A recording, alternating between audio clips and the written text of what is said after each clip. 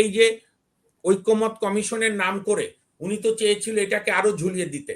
আপনার মনে নাই, বলেছে কম সংস্কার চাইলে তাড়াতাড়ি নির্বাচন, বেশি সংস্কার চাইলে অনেক দেরিতে নির্বাচন। কোন সংস্কারই করেনি। সংস্কার তো দূরের কথা, অতীতের সরকাররা যে যে সাফল্যের সঙ্গে হামরোগকে দূরীভূত করেছিল, আমাদের শিশুদেরকে মৃত্যুর হাত থেকে বাঁচিয়েছিল, ইউনূস এবং তার যে গ্রামীণ ব্যাংকের বোধহয় উনি এমডি ছিল, বা যাই হোক ওই যে ভদ্রমহিলা নাম কি, স্বাস্থ্য উপদেষ্টা ছিল নূরজাহান বেগম। হ্যাঁ, এই দেখেন আপনি আপনি অন্য আরেকজন আছে মুর্শিদা, ওনাকে মনে হয় রাষ্ট্রদূত করার কথা ছিল, লামিয়া মোর্শেদ। হ্যাঁ, লামিয়া মোর্শেদ, হ্যাঁ, ওনার ইউনূস সেন্টারের নির্বাহী, যাকে এসডিএস এর চেয়ারম্যান করেছে। আপনাকে আমি একটা কথা বলি হাসিনা আক্তার, আমার কথা বিশ্বাসের দরকার নেই, আপনি মিলান, তো সবই এখন বইতে আছে। আপনি আমাকে বলেন ইউনূস সাহেবের অ্যাডভাইজারি বডিতে তার সঙ্গে যারা দীর্ঘ 10-12 বছর তার সঙ্গে এই বিদেশ থেকে টাকা এনে এগুলো ব্যবসা বাণিজ্য করছে, দালালি করছে বুদ্ধিজীবীর নাম করে, এইটা ছাড়া সে কোনো ভালো লোককে নিয়েছে? স্বাস্থ্য উপদেষ্টা কি স্বাধীন গণতন্ত্রের পক্ষে কত ডাক্তার ছিল না? আইনের ক্ষেত্রে কত ভালো আইনজীবী ছিল না, বা সাবেক বিচারপতি ছিল? ওনার এই আসিফ নজরুল, আমি জানি গত 10-12 বছর ধরে ইউনূস সাহেব যখনই বিদেশে যায় আসিফ নজরুলও যায়, তার সঙ্গে প্রোগ্রাম করে, ঘোরে। সুতরাং উনি এটাকে মনে করেছে ওনার ফ্যামিলি পিকনিক, যে কারণে তার যত লোক আছে, যে কয়টা বাংলাদেশে আছে বানিয়েছে, তারপরে যারা বাইরে ছিল, যে একটা পালিয়ে গেছে ফয়েজ না কি নাম, দুর্নীতি লুটপাট করে, হ্যাঁ, তারপরে কি লুৎফে আলম, কোত্থেকে আমাদের বাংলাদেশে কি মেধার অভাব? কাজেই আজকে এই জামাত যেটা, বরং জামাত আরো অজনপ্রিয় হয়ে উঠবে। জামাত যেটুকু এগিয়েছিল, কারণ আমাদের লক্ষ্যটা কি হাসিনা আক্তার, পরিবর্তন করা, যাতে সরকারকে জবাবদিহিতার মধ্যে আনা যায়, সংবিধানে কিছু জিনিস ইনপুট করা, প্রয়োজনে কিছু জিনিস সংশোধন করা, বাতিল করা, এই তো, যাতে কোনো সরকার অগণতান্ত্রিক না হয়, কোনো সরকার যাতে স্বৈরাচার এবং ফ্যাসিবাদের দিকে ধাবিত না হয়। তার জন্য তো আমি আমার প্রথম পর্যায়ে তো বললাম এইগুলো সংস্কার দরকার, সংশোধন দরকার, এবং সবই করতে হবে আপনার সংবিধান অনুযায়ী।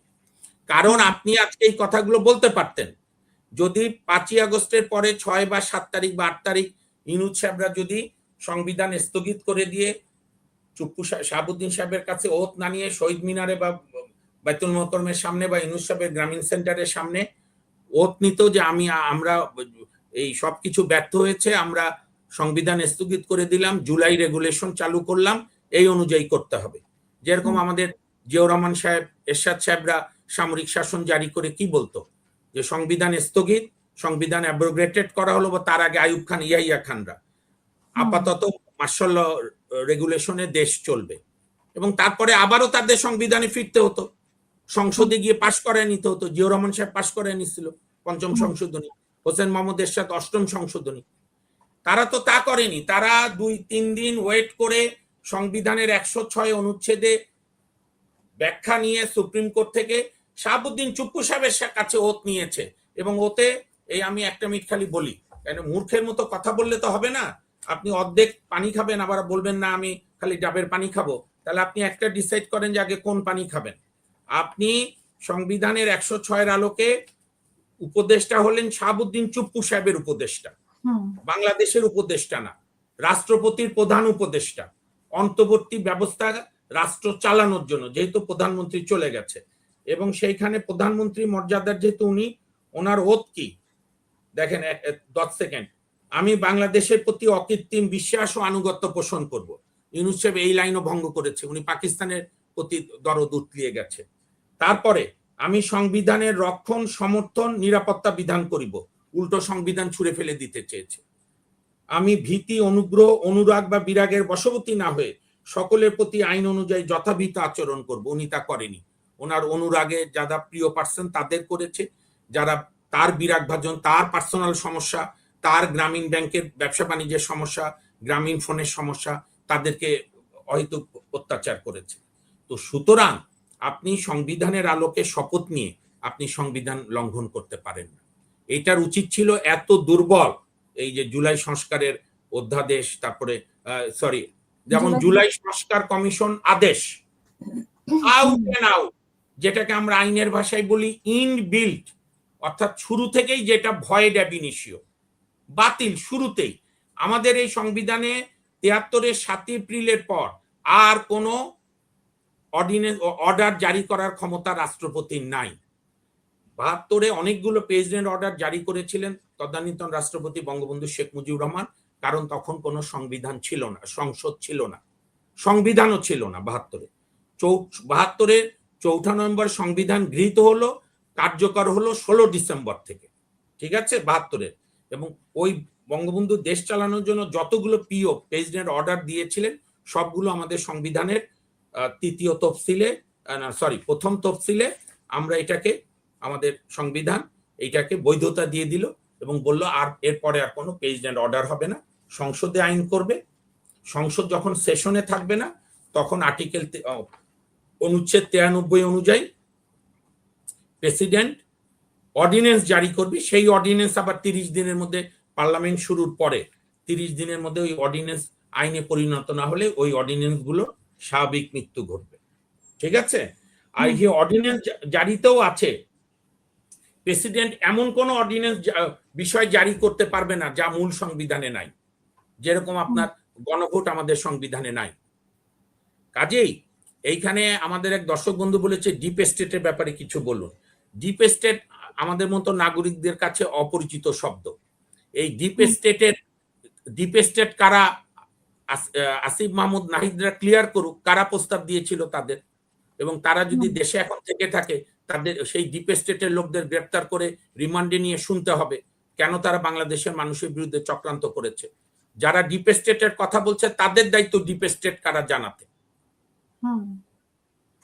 কাজেই এই গণভোট নিয়ে বিতর্ক, জুলাই সংস্কার কমিশন, বিএনপি এবং অন্যান্য স্বতন্ত্র এমপিরা রুমিন ফারহানা সহ তারা যে শপথ নেয়নি যথার্থ করেছে। তারা বরং ওই সংবিধান সংস্কার পরিষদের সদস্য নিলে তারা সংবিধান লঙ্ঘন করত। এখন জামাত বা 11 দল একই কথা, তারা যে এটা শপথ নিয়ে 2টা শপথ নিয়েছে যেটা সংবিধানই নাই।